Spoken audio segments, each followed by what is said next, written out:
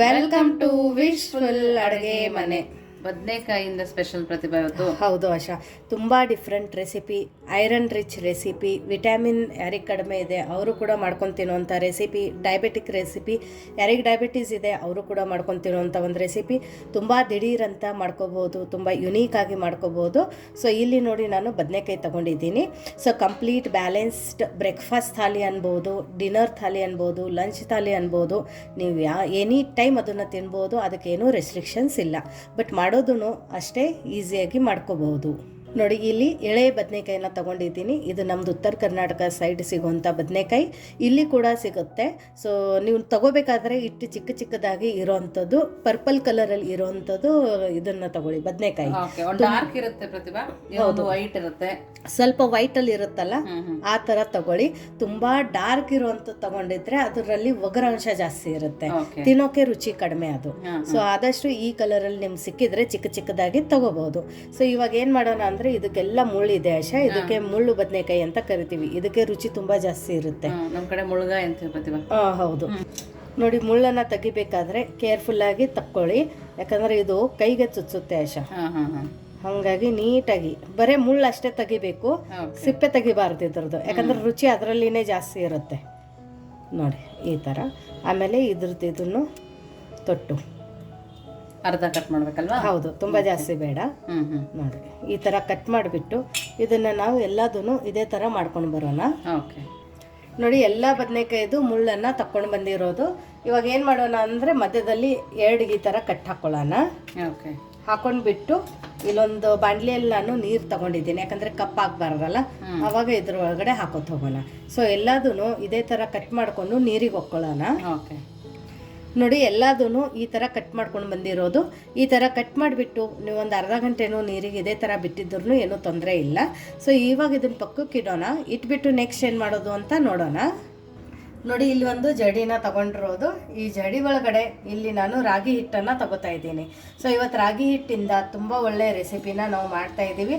So ಸುಮಾರು ನಮ್ಮದು WhatsApp ಗ್ರೂಪಲ್ಲಿ ನಾವು ಇದ್ರದ್ದು ಪೋಲ್ ಮಾಡಿದ್ವಿ, ಅಲ್ಲೆಲ್ಲರೂ ಇದಕ್ಕೆ ಜಾಸ್ತಿ ರೆಸ್ಪಾನ್ಸ್ ಮಾಡಿದರು.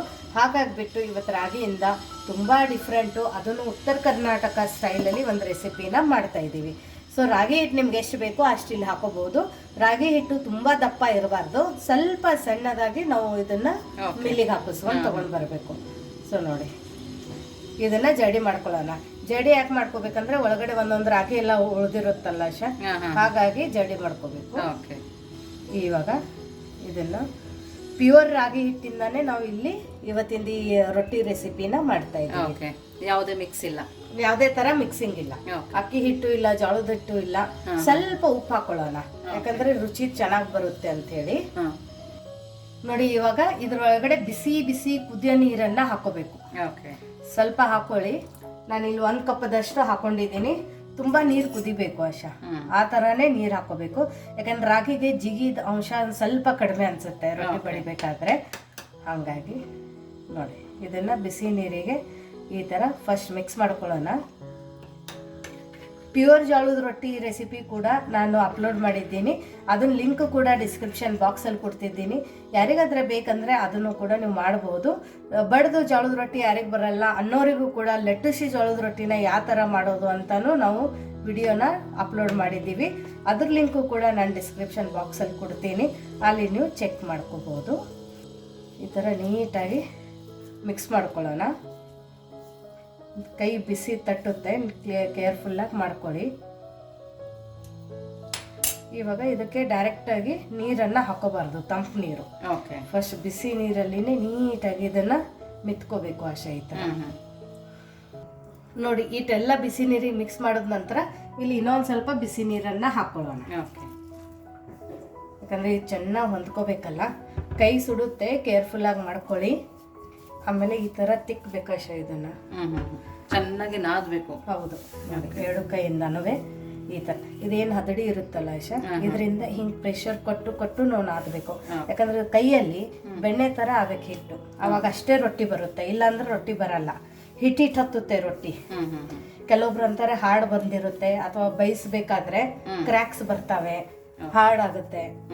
ಸೊ ಅದು ಚೆನ್ನಾಗಿ ನಾವು ಮಿತ್ಕೊಳ್ಳಿಲ್ಲ ಅಂದರೆ ಮಾತ್ರ ಆ ಥರ ಬರುತ್ತೆ. ನೋಡಿ ಇಷ್ಟು ನಾದ್ಕೊಂಡ ನಂತರ ಇವಾಗ ಇಲ್ಲಿ ನಾನು ಕೋಲ್ಡ್ ನೀರನ್ನು ಕೂಡ ತೊಗೊಂಡಿದ್ದೀನಿ. ಸ್ವಲ್ಪ ಸ್ವಲ್ಪ ಈ ಥರ ಚಿಮ್ಡಿಸ್ಕೊಂಡು ಇದನ್ನು ಮತ್ತೆ ಇದೇ ಥರ ನಾದ್ಕೋಬೇಕು. ತುಂಬ ಲೂಸ್ ಆಗಬಾರ್ದು, ಇದು ನೀರು ಎಳ್ಕೊಳ್ಳುತ್ತೆ ಆಶಾ ನಾದ್ತಾ ಬಟ್ ಸ್ವಲ್ಪ ಸ್ವಲ್ಪ ಹಾಕ್ಕೋಬೇಕು. ಇದರಿಂದ ನಾದ್ತಾ ಹೋಗ್ಬೇಕು. ಹಿಂಗೆ ಚೆನ್ನಾಗಿ ಒಳ್ಳೆ ಆಗುತ್ತೆ. ಅವಾಗ ನೀವು ಬೇಕಂದ್ರೆ ಇದರಲ್ಲಿ ಸ್ವಲ್ಪ ಜೋಳದ ಹಿಟ್ಟು ಕೂಡ ಮಿಕ್ಸ್ ಮಾಡಿ ಮಾಡ್ಕೋಬಹುದು. ಇನ್ನು ಯಾರು ನೀವು ನಮ್ಮದು ವಾಟ್ಸಪ್ ಗ್ರೂಪನ್ನು ಜಾಯಿನ್ ಆಗಿಲ್ಲ ಅಂದರೆ ವಿಶ್ಫುಲ್ ಅಡುಗೆ ಮನೆ ವಾಟ್ಸಪ್ ಗ್ರೂಪ್ ಲಿಂಕನ್ನು ನಾನು ಡಿಸ್ಕ್ರಿಪ್ಷನ್ ಬಾಕ್ಸಲ್ಲಿ ಕೊಟ್ಟಿದ್ದೀನಿ. ಅದರ ಮೇಲೆ ಕ್ಲಿಕ್ ಮಾಡಿದರೆ ಸಾಕು, ನೀವು ನಮ್ಮ ಜೊತೆ ಕನೆಕ್ಟ್ ಆಗ್ತೀರಾ. ನಿಮ್ಗೇನೇ ಕ್ವರೀಸ್ ಆಗಿರ್ಬೋದು ಅಥವಾ ರೆಸಿಪಿ ರಿಲೇಟೆಡ್ ಏನಾದರೂ ನಿಮ್ಗೆ ಕೇಳಬೇಕಂದ್ರೂ ಅಲ್ಲಿ ನೀವು ನಮ್ಮ ಜೊತೆ ಕಮ್ಯುನಿಕೇಟ್ ಮಾಡ್ಬೋದು. ನೋಡಿ, ಕೈಗೆ ಸ್ವಲ್ಪ ಸ್ವಲ್ಪ ನೀರು ಹಚ್ಕೊಂಡು ಈ ಥರ ಇದು ಹಿಟ್ಟನ್ನು ನಾವು ಮಿತ್ಕೊಂಡು ಬಂದಿರೋದು. ಎಷ್ಟು ಕೈಯಲ್ಲಿ ಸಾಫ್ಟ್ ಆಗುತ್ತೆ ಅಷ್ಟು ಸಾಫ್ಟಾಗಿ ಇದನ್ನು ನಾವು ಮಿತ್ಕೊಂಡು ಬರಬೇಕು. ಇವಾಗ ಇದ್ರದ್ದೊಂದು ಉಳ್ಳೆನ ತಗೊಳ್ಳೋಣ. ಆಮೇಲೆ ಸ್ವಲ್ಪ ಕೈಗೆ ಹಿಂಗೆ ನೀರು ಹಚ್ಕೊಂಡು ಇದನ್ನು ಮತ್ತೆ ಮಿತ್ಕೋಬೇಕು. ಸ್ವಲ್ಪ ಸ್ವಲ್ಪನೇ, ಎಷ್ಟು ನಾವು ಉಳ್ಳೆ ತಗೋತೀವಲ್ಲ ಅಷ್ಟರದ್ದೇ ನಾವು ಇದನ್ನು ಮಿತ್ಕೋಬೇಕು. ಸ್ವಲ್ಪ ಕೈಗೆ ನೀರು ಹಚ್ಕೊಂಡು ಆಮೇಲೆ ಇದ್ರದ್ದು ಉಳ್ಳೆನ ಮಾಡ್ಕೊಳ್ಳೋಣ. ನಿಮಗೆ ಯಾವ ಸೈಜಿಗೆ ಬೇಕು ಆ ಸೈಜಕ್ಕೆ ಇಲ್ಲಿನೂ ಮಾಡ್ಕೋಬೋದು. ಇವಾಗ ಮತ್ತು ಇಲ್ಲಿನೂ ಕೂಡ ನಾನು ರಾಗಿ ಹಿಟ್ಟು ಯೂಸ್ ಮಾಡ್ತಾ ಇದ್ದೀನಿ ಬಡಿಯೋಕ್ಕೆ. ನಿಧಾನಕ್ಕೆ ಬಡಿಬೇಕು.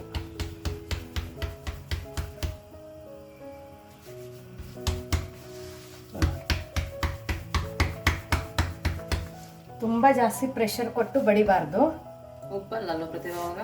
ಉಬ್ಬದಲ್ಲ ಆಶಾ, ಕೈಗೆ ಅಂಟಿ ಮೇಲೆ ಬರುತ್ತೆ. ಆಮೇಲೆ ಮೂಗು ಜಾಸ್ತಿ ಸಿಗುತ್ತೆ ಆ ಥರ ಮಾಡಿದರೆ. ಮೂಗು ಅಂದರೆ ಇದು ಹೆಜ್ಜೆ ಸಿಗುತ್ತಲ್ಲ ಸೈಡು, ಅದನ್ನು ಸಿಗುತ್ತೆ. ಇದು ಪ್ಯೂರ್ ರಾಗಿ ಹಿಟ್ಟಲ್ಲಿ ಮಾಡ್ತಾ ಇದ್ದೀವಿ ಅಂತ ಹೇಳ್ಬಿಟ್ಟು ಈ ಥರ ಬರುತ್ತೆ. ಯಾಕಂದರೆ ಇದಕ್ಕೆ ನಾವು ರಾಗಿ ಹಿಟ್ಟನ್ನು ಕುದಿಯ ನೀರಿಗೆ ಹಾಕಿ ಅಟ್ಟೆಯನ್ನು ಹಿಟ್ಟು ತಗೊಂಡಿಲ್ಲ. ಸೊ ಡೈರೆಕ್ಟಾಗಿಯೇ ನಾವು ಇದನ್ನು ನಾದು ಬಿಟ್ಟು ಮಾಡ್ತಾ ಇದ್ದೀವಿ. ಕೈಗೆ ಅವಾಗ ಒಂದು ಸ್ವಲ್ಪ ಹಿಟ್ಟನ್ನು ಹಚ್ಕೊಳ್ಳಿ. ಯಾಕಂದರೆ ಒಂದು ಸ್ವಲ್ಪ ನೀರಿನ ಅಂಶನೂ ಇರುತ್ತಲ್ಲ ಆಶಾ, ಕೈಗೆ ಅಂಟುತ್ತೆ.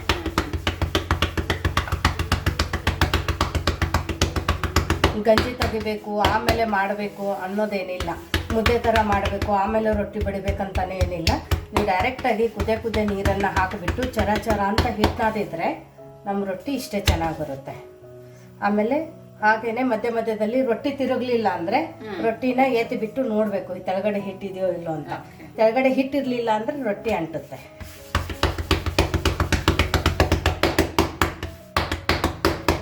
ನಿಮಗೆ ಎಷ್ಟು ದೊಡ್ಡದು ಬೇಕು ಅಷ್ಟು ದೊಡ್ಡದು ನೀವು ಇದನ್ನು ಬಡಿಬೋದು. ನೋಡಿ, ನಮ್ಮದು ರಾಗಿ ರೊಟ್ಟಿ ಬಡ್ದು ರೆಡಿಯಾಗಿದೆ. ಇವಾಗ ಇದನ್ನು ತವೆ ಮೇಲೆ ಹಾಕೋಣ.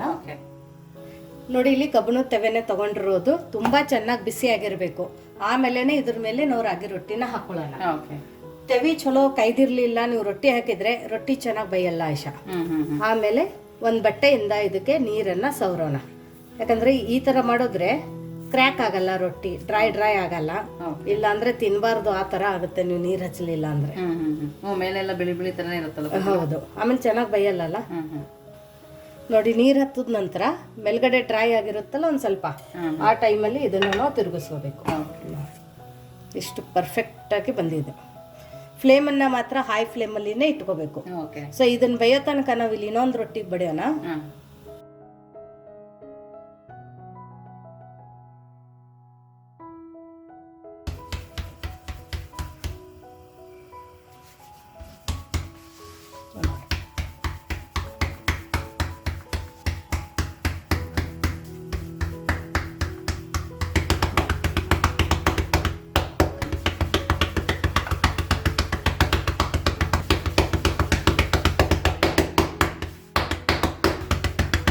ನೋಡಿ, ನಮ್ಮದು ರಾಗಿ ರೊಟ್ಟಿ ಬಡ್ದು ರೆಡಿ ಆಗಿದೆ. ನೋಡಿ, ನೀವು ತಿರುಗಿಸಾಕ ನಂತರನು ಮಧ್ಯದಲ್ಲಿ ಈ ಥರ ಎತ್ತಿ ರೊಟ್ಟಿನ ಬೇಯಿಸ್ಕೋಬೇಕು ಆಶಾ. ಇಲ್ಲಾಂದ್ರೆ ಒಂದೇ ಸೈಡಿಗೆ ಬಿಟ್ರೆ ಹೊತ್ತೋಗೋ ಚಾನ್ಸಸ್ ಇರುತ್ತೆ. ನೋಡಿ, ಇವಾಗ ಇದನ್ನ ತಿರುಗಿಸ್ಕೊಳ್ಳೋಣ. ಒಂದು ಬಟ್ಟೆ, ಕಾಟನ್ ಬಟ್ಟೆನ ತಗೊಳ್ಳೋಣ, ಅಂದ್ರೆ ಕೈಗೆ ಹೂಗ ಬಡಿಬಾರ್ದು ಅಂತ. ನೋಡಿ, ಇಷ್ಟು ಚೆನ್ನಾಗಿ ಇವಾಗ ರೊಟ್ಟಿ ಉಗ್ತಾ ಇದೆ ನೋಡಿ. ಜೋಳದ ರೊಟ್ಟಿ ಥರನೇ ಈ ರೊಟ್ಟಿ ಕೂಡ ಉಬ್ತಾ ಇದೆ. ಹೌದು, ಇಲ್ಲಿ ನೀವು ನೋಡ್ಬೋದು.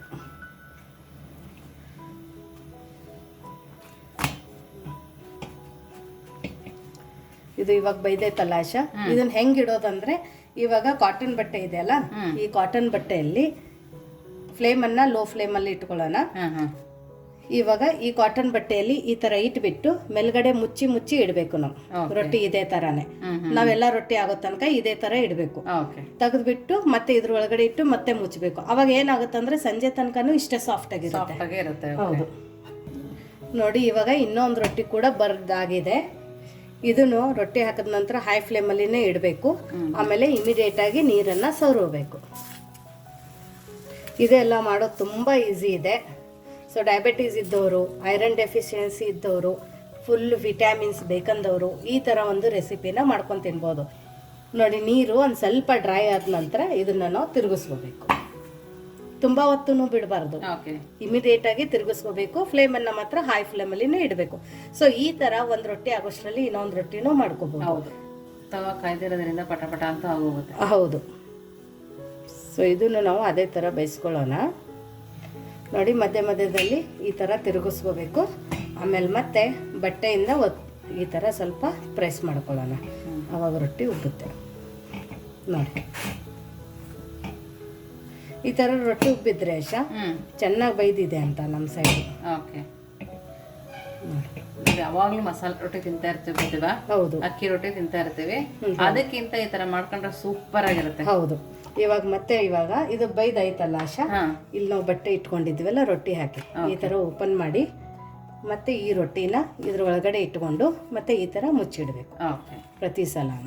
ನೋಡಿ, ಈ ತರ ಇಟ್ಬಿಟ್ರೆ ನೀವು ಸಂಜೆ ತನಕನೂ ಇಷ್ಟೇ ಸಾಫ್ಟ್ ಆಗಿನೇ ಇರುತ್ತೆ. ಬುತ್ತಿ ಕಟ್ಕೊಂಡು ಹೋಗ್ಬೋದು. ಹೌದು. ಸೊ ಎಲ್ಲ ರೊಟ್ಟಿನೂ ಇದೇ ತರ ಮಾಡ್ಕೊಳ್ಳೋಣ. ನೋಡಿ, ಎಲ್ಲ ರೊಟ್ಟಿನೂ ಇದೇ ತರ ಮಾಡ್ಕೊಂಡು ಬಂದಿರೋದು. ಮತ್ತೆ ಎಲ್ಲ ಹೊಟ್ಟಿನೂ ಆಶಾ ಇದೇ ತರ ಉಬ್ಬಿರೋದು. ನೀವು ನೋಡಿ ಎಷ್ಟು ಚೆನ್ನಾಗಿ ಉಬ್ಬಿದೆ ಅಂತ. ಇವಾಗ ಇದನ್ನ ಪಕ್ಕಕ್ಕಿಟ್ಟು ಆಶಾ ಇದೇ ತೆವೆ ಒಳಗಡೆ ನಾವು ಬದನೆಕಾಯಿನ ಒಗ್ಗರಣೆ ಹಾಕೊಳ್ಳೋಣ. ನೋಡಿ, ಇವಾಗ ಅದೇ ನಾವು ರೊಟ್ಟಿ ಮಾಡ್ಕೊಂಡು ತಕೊಂಡಿವೆಲ್ಲ ಅದೇ ತೆವೆಯಲ್ಲಿ ಫ್ಲೇಮನ್ನ ಲೋ ಫ್ಲೇಮಲ್ಲಿ ಇಟ್ಕೊಂಡು ಒಂದು ಅರ್ಧ ಸ್ಪೂನಷ್ಟು ಎಣ್ಣೆನ ಹಾಕೊಳ್ಳೋಣ. ಎಣ್ಣೆ ಏನು ಜಾಸ್ತಿ ಬೇಕಂತೇನಲ್ಲ. ನೋಡಿ, ಏನು ಬದನೆಕಾಯಿ ನಾವು ನೆನೆಸಿಟ್ಟುಕೊಂಡಿದ್ವಲ್ಲ ನೀರಲ್ಲಿ, ಇದ್ರೊಳಗಡೆ ಅದು ನೀರನ್ನು ಜಾಣಿಸ್ಬೇಕು. ಈ ಥರ ಜಾಣಿಸ್ಬಿಟ್ಟು ಆಮೇಲೆ ಇದ್ರೊಳಗಡೆ ಹಾಕೋಣ.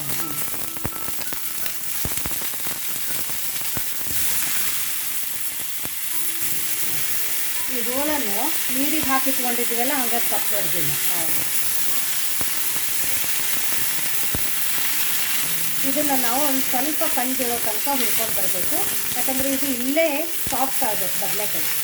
ತುಂಬ ದಿಢೀರಂತ ಪ್ರಾಪರ್ ಅಥೆಂಟಿಕ್ ಉತ್ತರ ಕರ್ನಾಟಕ ಸ್ಟೈಲಲ್ಲಿ ಹೆಂಗೆ ಮಾಡ್ತಾರೆ ಗದ್ದೆಗೆ ಹೋಗೋರು ಹೊಲಕ್ಕೆ ಹೋಗೋರು ಅದೇ ಥರ ಇವತ್ತು ನಾವು ಮಾಡ್ತಾಯಿದ್ದೀವಿ.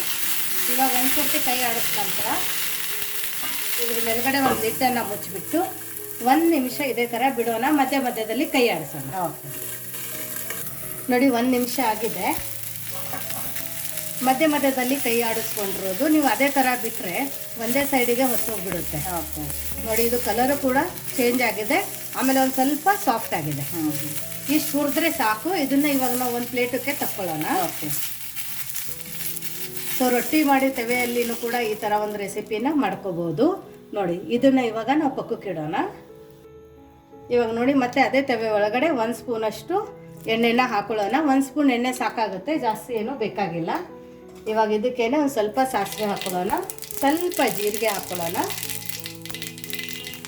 ಚಟಪಟ ಅಂತಿರಬೇಕಾದ್ರೆ ಬೆಳ್ಳುಳ್ಳಿನ ಜಜ್ಜಿ ಬಿಟ್ಟು ಹಾಕೊಂಡಿರೋದು.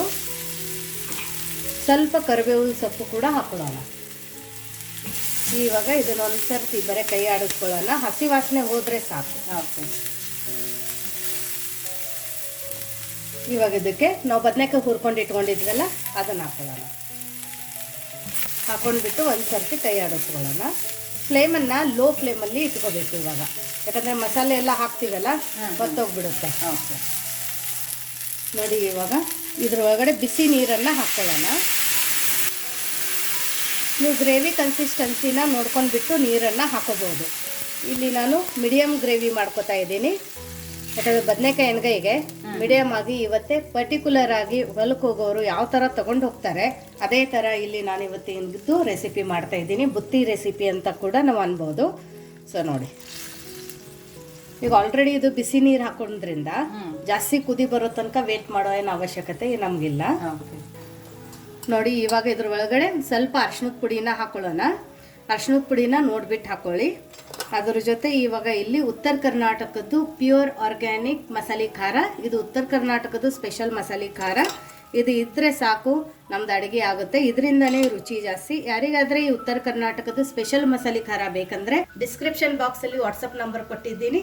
ಆ ನಂಬರ್ಗೆ ನೀವು ಮೆಸೇಜ್ ಮಾಡಿದರೆ ಸಾಕು, ನಿಮಗೆಲ್ಲ ಡೀಟೇಲ್ಸ್ ಬರುತ್ತೆ. ಇವಾಗ ಉತ್ತರ ಕರ್ನಾಟಕದ ಮಸಾಲೆ ಖಾರ ಹಾಕೊಂಡ ನಂತರ ಇಲ್ಲಿ ನಾನು ಒಂದು ಸ್ವಲ್ಪ ಕೆಂಪು ಖಾರದ ಪುಡಿನ ಹಾಕೊಂಡಿದ್ದೀನಿ. ಇದನ್ನು ಗುಂಟೂರು ಬ್ಯಾಡಗಿ ಮಿಕ್ಸ್ ಇದೆ. ಸೊ ಇದು ಒಂದು ಸ್ವಲ್ಪ ಕಲರ್ಗೆ ಮತ್ತು ಟೇಸ್ಟ್ ಚೆನ್ನಾಗಿ ಬರುತ್ತೆ ಅಂತ ಎರಡು ಮಿಕ್ಸ್ ಮಾಡ್ಕೊಂಡಿದ್ದೀನಿ. ನೀವು ಬರೀ ಉತ್ತರ ಕರ್ನಾಟಕದ ಮಸಾಲೆ ಖಾರ ಹಾಕಿ ಕೂಡ ಮಾಡ್ಕೋಬಹುದು. ಇವಾಗ ನೋಡಿ, ಇದ್ರೊಳಗಡೆ ಸಣ್ಣದಾಗಿ ಕಟ್ ಮಾಡ್ಕೊಂಡಿರುವಂಥ ಟೊಮ್ಯಾಟೋನ ಹಾಕೊಳ್ಳೋಣ. ಟೊಮ್ಯಾಟೊ ಒಗ್ಗರಣೆಗೆ ಹಾಕೋಬಾರ್ದು, ಇಲ್ಲಾಂದ್ರೆ ತುಂಬಾ ಜಾಸ್ತಿ ಸ್ಮ್ಯಾಶ್ ಆಗುತ್ತೆ. ಇವಾಗ ಫ್ಲೇಮನ್ನು ಹೈ ಫ್ಲೇಮಲ್ಲಿ ಇಟ್ಕೊಳ್ಳೋಣ. ನೋಡಿ, ಇಲ್ಲಿ ಕಡಲೆ ಬೀಜದ್ದು ಪುಡಿನ ಹಾಕೋತಾ ಇರೋದು. ಕಡಲೆ ಬೀಜನ ಹುರಿದು ಪುಡಿ ಮಾಡ್ಕೊಂಡು ಇಟ್ಕೊಂಡಿರೋದು. ಸೊ ಈ ಥರ ನೀವು ಕಡಲೆ ಬೀಜನ ಹುರಿದು ಪುಡಿ ಮಾಡ್ಕೊಂಡಿಟ್ರೆ 1 ತಿಂಗಳು ಕೂಡ ಹಾಳಾಗಲ್ಲ. ಈ ಗ್ರೇವಿ ಕನ್ಸಿಸ್ಟೆನ್ಸಿಗೆ ನಿಮ್ಗೆ ಎಷ್ಟು ಬೇಕೋ ಅದನ್ನ ನೋಡ್ಕೊಂಡು ಹಾಕೊಳ್ಳೋಣ. ನಾನು ತುಂಬ ಗಟ್ಟಿಯಾಗಿ ಮಾಡ್ಕೋತಾ ಇಲ್ಲ, ಹಾಗಾಗಿ ಸ್ವಲ್ಪನೇ ಹಾಕೊಂಡಿರೋದು. ಗಟ್ಟಿ ಬೇಕಂದ್ರೆ ಜಾಸ್ತಿ ಹಾಕೋಬೋದಲ್ಲ? ಹೌದು, ಬಟ್ ಕುದ್ದಿದ್ದು ಗಟ್ಟಿ ಆಗುತ್ತೆ ಆಶಾ. ಸ್ವಲ್ಪ ಇಲ್ಲಿ ಎಳ್ಳಿನ ಪುಡಿನ ಹಾಕೋತಾ ಇದ್ದೀನಿ. ಇದಕ್ಕೆ ತುಂಬಾ ಒಳ್ಳೆ ಟೆಕ್ಸ್ಚರು ಮತ್ತೆ ಫ್ಲೇವರ್ ಬರುತ್ತೆ. 1 ಸ್ಪೂನ್ ಎಳ್ಳಿನ ಪುಡಿ ಇದ್ರೆ ಸಾಕು. ಎಳ್ಳು ಹುರಿದು ಪುಡಿ ಮಾಡ್ಕೊಂಡಿಟ್ರೆ ಆಗೋಗುತ್ತೆ. ನೋಡಿ, ಇಲ್ಲಿ ಕಾರೆಳದ ಕುಟ್ಟ ಹಾಕೋತಾ ಇದ್ದೀನಿ. ಹುಚ್ಚಳ ಪುಡಿ. ಹೌದು, ಇದು ಒಂದ್ ಸ್ವಲ್ಪ ಹಾಕೊಳ್ಳೋಣ. ಇದು ಹುರಿದು ಪುಡಿ ಮಾಡಿ ಇಟ್ಕೊಂಡಿದ್ದಲ್ಲ? ಹೌದು, ಇದನ್ನು ಹುರಿದು ನೀವು ಪುಡಿ ಮಾಡಿ ಫ್ರಿಜ್ಜಿಗೆ ಹಾಕೊಂಡಿದ್ರೆ ಇದನ್ನು 1 ತಿಂಗಳು ಏನೂ ಆಗಲ್ಲ ಆಶಾ. ಮತ್ತೆ ಹುಚ್ಚಳಿನ ಪುಡಿ ಹೆಲ್ತ್ ತುಂಬಾ ಒಳ್ಳೇದು. ಸ್ಪೆಷಲಿ ಸ್ಕಿನ್ ಡಿಸೀಸ್ ಇದ್ದವರು ಮತ್ತೆ ವಿಟಮಿನ್ ಡೆಫಿಷಿಯನ್ಸಿ ಇದ್ದವರು ಹುಚ್ಚಳಿನ ಪುಡಿನ ತಿಂದ್ರೆ ಅದೆಲ್ಲ ಕಡಿಮೆ ಆಗುತ್ತೆ. ಅದ್ರ ಇವಾಗ ರುಚಿಗೆ ಉಪ್ಪನ್ನ ನೋಡ್ಬಿಟ್ಟು ಹಾಕೊಳ್ಳಿ. ಇದೆಲ್ಲ ಇವಾಗ ನೀಟಾಗಿ ಮಿಕ್ಸ್ ಮಾಡ್ಕೊಳ್ಳೋಣ. ಇದೆಲ್ಲ ತುಂಬ ಡಿಫ್ರೆಂಟು ಅಥೆಂಟಿಕ್ ರೆಸಿಪಿ. ಹೊಲಕ್ಕೆ ಹೋಗೋರು ಇದೇ ಥರ ಗಡಿಬಿಡಿಯಲ್ಲಿ ಅಡುಗೆಗಳನ್ನ ಮಾಡ್ಕೊಂಡು ಹೋಗ್ತಾರೆ. ಜಾಸ್ತಿ ಬಾಣಲಿ ಕೂಡ ಅವರು ಯೂಸ್ ಮಾಡಲ್ಲ ಆಶಾ. ಹೌದು, ಜಾಸ್ತಿ ಪಾತ್ರೆಗಳು ಆಗಲ್ಲ. ಹೌದು, ಮತ್ತೆ ಬಂದು ತೊಳಿಬೇಕಲ್ಲ ಪ್ರತಿಯೊಬ್ಬರು. ಹೌದು, ನೋಡಿ ಈ ಥರ ನಾವು ಕೂಡ ಶಾರ್ಟ್ಕಟ್ಟಲ್ಲಿ ಅಡುಗೆಗಳನ್ನ ಮಾಡ್ಕೋಬಹುದು. ಕೂಡ ಆಗುತ್ತೆ. ಹೌದು, ಇದೆಲ್ಲ ನೀಟಾಗಿ ಇವಾಗ ಮಿಕ್ಸ್ ಆಯ್ತಲ್ಲ. ಮಿಕ್ಸ್ ಆದ ನಂತರ ಇದ್ರ ಮೇಲ್ಗಡೆ ಒಂದು ಮುಚ್ಚಳನ ಮುಚ್ಚಿಬಿಟ್ಟು ಇದನ್ನ ಸ್ಲೋ ಫ್ಲೇಮಲ್ಲಿ ಕುದಿಸ್ಕೊಂಡು ಬರೋಣ.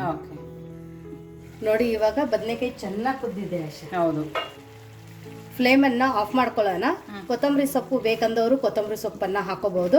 ಬಟ್ ಇಲ್ಲಿ ನಾವು ಕೊತ್ತಂಬರಿ ಸೊಪ್ಪನ್ನು ಹಾಕೋತಾ ಇಲ್ಲ, ಯಾಕಂದರೆ ಇದೇ ಥರ ಅಥೆಂಟಿಕ್ ವೇಯಿಂದನೇ ಮಾಡ್ಕೊಳ್ಳೋಣ ಅಂತ ಹೇಳ್ಬಿಟ್ಟು. ಸೊ ಒಂದ್ಸರ್ತಿ ನೀವು ಪಲ್ಯನ ಮಾಡಿಬಿಟ್ಟು ಒಂದು ಬಾಣಲಿಯಲ್ಲಿ ತೆಗೆದು ಮುಚ್ಚಿಟ್ಕೊಂಡ್ಬಿಡಿ. ಇದರಲ್ಲಿನೇ ನೀವು ಇದೇ ಥರ ಬಿಟ್ಟಿದ್ರೆ ಕರಿ ಆಗುತ್ತೆ. ಸೊ ಹಾಗಾಗಿ ಇವಾಗ ನಾವು ಇದು ರಾಗಿ ರೊಟ್ಟಿ ಜೊತೆ ಟೇಸ್ಟ್ ಮಾಡಿ ನೋಡೋಣ. ನೋಡಿ, ಇಲ್ಲಿ ನಾವು ಮುಚ್ಚಿಟ್ಟಿದ್ವಲ್ಲ ರಾಗಿ ರೊಟ್ಟಿ, ಅದನ್ನು ಎಷ್ಟು ಸಾಫ್ಟ್ ಇದೆ ಅಂತ ನಾನು ನಿಮ್ಗೆ ತೋರಿಸ್ತೀನಿ. ನೋಡಿ, ಇಷ್ಟೇ ಸಾಫ್ಟ್ ಆಗಿದೆ ಇದು ರಾಗಿ ರೊಟ್ಟಿ. ನೀವು ಮುರಿದ್ಬಿಟ್ಟು ನೋಡಿದ್ರು ಹೊಟ್ಟೆ ಉಬ್ಬಿರುತ್ತಲ್ಲ ಆಶಾ. ಹೌದು, ನೋಡಿ ಒಳಗಡೆ ಲೇಯರು ಎಷ್ಟು ಚೆನ್ನಾಗಿದೆ, ಅಷ್ಟೇ ಸಾಫ್ಟ್ ಆಗಿದೆ. ನೋಡಿದ್ರಲ್ಲ ಎಷ್ಟು ಸಾಫ್ಟ್ ಆಗಿದೆ ರಾಗಿ ರೊಟ್ಟಿ ಅಂತ. ಇದೇ ಥರ ಅದಕ್ಕೆ ಮುಚ್ಚಿಡಬೇಕು. ಇವಾಗ ಇದನ್ನು ನಾವು ಬುತ್ತಿ ಕಟ್ಟೋಣ ಅಂತೆ. ನೋಡಿ, ಇವಾಗ ಬುತ್ತಿ ಕಟ್ಟೋಕೆ ಆಶಾ ನಮ್ಮ ಸೈಡ್ ಈ ಥರ ಒಂದು ಮಣ್ಣಿಂದ ಇಟ್ಕೋತೀವಿ ತಟ್ಟೆನ. ಅದ್ರ ಒಳಗಡೆ ನಿಮ್ಗೆ ಎಷ್ಟು ಬೇಕೋ ಅಷ್ಟು ರೊಟ್ಟಿ. ಇಲ್ಲ, ನಾನು 3 ರೊಟ್ಟಿ, ಒಬ್ಬರಿಗೆ 3 ರೊಟ್ಟಿ ಅಂತ ತಿಂತಾರೆ. ಇವಾಗ ಇದ್ರ ಒಳಗಡೆ ಒಂದು ಈ ಥರ ಪ್ಲೇಟನ್ನು ಇಟ್ಕೊಂಡು ಇದು ಗ್ರೇವಿ ಮಾಡಿರ್ತೀವಿಲ್ಲ ಆಶಾ, ಇದು ಅನ್ನಕ್ಕೂ ಆಗುತ್ತೆ, ರೊಟ್ಟಿಗೂ ಆಗುತ್ತೆ. ಇದೇ ಥರ ಕಲಿಸ್ಕೊಂಡು ತಿಂತಾರೆ. ಸೊ ನೋಡಿ ಎಷ್ಟು ಪರ್ಫೆಕ್ಟಾಗಿ ಬೇಯ್ದಿದೆ ಅಂತಾನು ಇಲ್ಲಿ ನಾನು ನಿಮ್ಗೆ ತೋರಿಸ್ತೀನಿ. ಬದನೆಕಾಯಿ ನೋಡಿ, ಹೌದು, ಎಷ್ಟು ತವೆಯಲ್ಲಿ ಪರ್ಫೆಕ್ಟಾಗಿ ಆಗಿದೆ. ಅಥೆಂಟಿಕ್ ಟೇಸ್ಟ್ ಅಂತಾನು ಅನ್ಬೋದು. ಸೊ ಈ ಥರ ನೀವು ತೊಗೊಂಡು ಹೋಗ್ಬೋದು. ಆಮೇಲೆ ಇದಕ್ಕೇನೆ ಈ ಥರ ಸೈಡಲ್ಲಿ ಆಶಾ ಸೌತೆಕಾಯಿ ಇಟ್ಕೋತಾರೆ. ಆಮೇಲೆ 2 ಈರುಳ್ಳಿ ಇಟ್ಕೊಂಡು ಇದನ್ನು ನಾವು ಮೇಲ್ಗಡೆ ಒಂದು ಪ್ಲೇಟನ್ನು ಇಟ್ಟು ಈ ಥರ ಬುತ್ತಿ ಕಟ್ತೀವಿ. ಸೊ ಹೊಲಕ್ಕೆ ಹೋಗೋರಿಗೆ ಈ ಥರ ಒಂದು ಬುಟ್ಟಿ ಇದ್ರೆ ಸಾಕು, ಸ್ವರ್ಗ ಸಿಕ್ಕಂಗಿರುತ್ತೆ. ಹೌದು. ಸೊ ನೀವು ಕೂಡ ಒಂದೊಂದು ಸರ್ತಿ ಎಲ್ಲಾದರೂ ಹೋಗ್ಬೇಕಾದ್ರೆ ಈ ಥರ ತಗೊಂಡು ಹೋಗಿ, ಮಕ್ಕಳಿಗೂ ಚೇಂಜು ಗೊತ್ತಾಗುತ್ತೆ. ಎಷ್ಟು ನೀಟಾಗಿ ಈ ಥರ ಒಂದು ಬುತ್ತಿ ಊಟ. ಸೊ ನಮ್ಮದು ಒಂದು ಕಲ್ಚರು ಆದ್ರೂ ನಾವು ನೀಟಾಗಿ ತೊಗೊಂಡು ಹೋದಂಗಾಗುತ್ತೆ. ಸೊ ನೋಡಿ, ಇದು ನಮ್ಮದು ರಾಗಿ ರೊಟ್ಟಿ, ಬದ್ನಿಕಾಯಿ ಎಣ್ಗಾಯಿ, ಹೆಲ್ದಿ ಬುತ್ತಿ ರೆಡಿಯಾಗಿದೆ. ಉತ್ತರ ಕರ್ನಾಟಕದ ಸ್ಪೆಷಲ್ ಬುತ್ತಿ ಅಂತಲೂ ಅನ್ಬೋದು. ಸೊ ಇವಾಗ ನೀವು ಬೇಕಂದರೆ ಈ ಥರ ಕಟ್ಕೊಂಡು ನೀವೆಲ್ಲರೂ ಪ್ರಯಾಣಕ್ಕೆ ಹೋಗ್ಬೇಕಾದ್ರೆ ಈ ಥರ ಒಂದು ಸರ್ತಿ ಕಟ್ಕೊಂಡು ಹೋಗಿ. ಇದು ರುಚಿನೇ ಡಬಲ್ಲು. ಹೌದು, ನಿಮಗೆ ಈ ರುಚಿನೇ ಸಿಗಲ್ಲ, ಅಷ್ಟು ಒಳ್ಳೆ ಇದ್ರ ರುಚಿ ಬಂದಿರುತ್ತೆ. ಇವಾಗ ಅಷ್ಟೇ ಟೇಸ್ಟ್ ನೋಡೋಣ. ಬುತ್ತಿ ಕಟ್ಟಾಗಿದೆ. ಓಕೆ ನೋಡಿ, ಒಂದು ಪ್ಲೇಟಲ್ಲಿ ಇಲ್ಲಿ ಇನ್ನೊಂದು ನಾನು ರೊಟ್ಟಿನ ಹಾಕ್ಕೊಂಡಿದ್ದೀನಿ. ಆಮೇಲೆ ಇದಕ್ಕೆ ಇದ್ರ ಮೇಲ್ಗಡೆ ಈ ಥರ ಬದನೆಕಾಯಿ ಎಣ್ಗಾಯಿನ ಹಾಕೊಳ್ಳೋಣ. ಇದಕ್ಕೆ ನಿಮಗೆ ಏನೂ ಇನ್ನೊಂದು ಬೇಕಾಗಿಲ್ಲ, ಅಷ್ಟು ಚೆನ್ನಾಗಿರುತ್ತೆ. ಇವಾಗ ನಾನು ನಿಮ್ಗೆ ರೊಟ್ಟಿನೂ ಮುರಿದು ತೋರಿಸಿದ್ದೀನಿ ಎಷ್ಟು ಸಾಫ್ಟಾಗಿದೆ ಅಂತ. ನೀವು ನಿಮ್ಮ ಮನೆಯಲ್ಲಿ ರಾಗಿ ರೊಟ್ಟಿನ ಈ ಥರ ಮಾಡ್ತೀರಾ ಅಥವಾ ಬೇರೆ ಥರ ಮಾಡ್ತೀರಾ ಅಂತಲೂ ಕಮೆಂಟ್ ಮೂಲಕ ತಿಳಿಸೋದನ್ನು ಮರಿಬೇಡಿ. ಇದನ್ನ ಇವಾಗ ಆಶಾ ಟೇಸ್ಟ್ ನೋಡಿ ಹೇಳ್ತಾಳೆ. ಸೂಪರ್ ಆಗಿದೆ ಪ್ರತಿಭಾ. ಚೆನ್ನಾಗೈತೆ ಆಶಾ? ಸೂಪರ್. ನೋಡಿಬಿಟ್ಟು ನನಗೆ ತಿನ್ನೋಂಗಾಗಿದೆ, ನಾನು ತಿಂದ್ಬಿಟ್ಟು ಹೇಳ್ತೀನಿ. ಎಷ್ಟು ಚೆನ್ನಾಗಿದೆ ಅಂದರೆ ನಿಮ್ಮ ನೋಡಿದವ್ರಿಗೆ ಬಾಯಲ್ಲಿ ನೀರು ಬರ್ತಾಯಿದ್ರೆ ಅದು ಸಹಜನೇ. ಅಷ್ಟು ಟೇಸ್ಟಿಯಾಗಿ ಅಷ್ಟು ಚೆನ್ನಾಗಾಗಿದೆ ಅಂದರೆ ನಾವಿದು ರಾಗಿ ರೊಟ್ಟಿ ತಿಂತಾಯಿದ್ದೀವಿ ಅಂತಲೂ ಅನಿಸಲ್ಲ. ಹೌದು, ಅಷ್ಟೇ ಬಾಯಿಯಲ್ಲಿ ಸಾಫ್ಟ್ ಇದೆ. ಗ್ಯಾರಂಟಿ ಹೇಳ್ತೀನಿ, ಒಂದು ರೊಟ್ಟಿ ತಿನ್ನೋರು 4 ರೊಟ್ಟಿ ತಿಂದೇ ಹೇಳೋದೇ ಇಲ್ಲ. ನಿಮಗೆ ಇವತ್ತಿನ ಈ ರೆಸಿಪಿ ಹೇಗೆ ಅನ್ನಿಸ್ತು ಅಂತ ಕಮೆಂಟ್ ಮೂಲಕ ತಿಳಿಸೋದನ್ನು ಮರಿಬೇಡಿ. ಮತ್ತೆ ಸಿಗೋಣ ನಾವು ಇದೇ ಥರ ಹೊಸ ಹೊಸ ರೆಸಿಪಿ ಜೊತೆ. ಸೊ ನೋಡಿದ್ರೆಲ್ಲ ಉತ್ತರ ಕರ್ನಾಟಕದ ಮಸಾಲೆ ಖಾರನ ಬಳಸಿಬಿಟ್ಟು ದಿಢೀರಂತ ಇವತ್ತೇ ರಾಗಿ ರೊಟ್ಟಿ ಮತ್ತು ತವೆಯಲ್ಲಿನೇ ಉತ್ತರ ಕರ್ನಾಟಕದ ಸ್ಪೆಷಲ್ ಮಸಾಲೆನ ಯೂಸ್ ಮಾಡಿಬಿಟ್ಟು ತವೆಯಲ್ಲಿ ಡಿಫ್ರೆಂಟಾಗಿ ಬದನೆಕಾಯಿ ಎಣ್ಗಾಯಿನ ಯಾವ ಥರ ಮಾಡೋದು ಅಂತ ನೀವು ಒಂದು ಸರ್ತಿ ಟ್ರೈ ಮಾಡಿ. ಹೇಗೆ ಬಂತು ಅಂತ ಕಮೆಂಟ್ ಮೂಲಕ ತಿಳಿಸಿ. ಮತ್ತೆ ಸಿಗೋಣ ಇದೇ ಥರ ಹೊಸ ಹೊಸ ರೆಸಿಪಿ ಜೊತೆ. ವಿಶ್ ಫುಲ್ ಅಡುಗೆ ಮನೆಯಲ್ಲಿ. Thank you.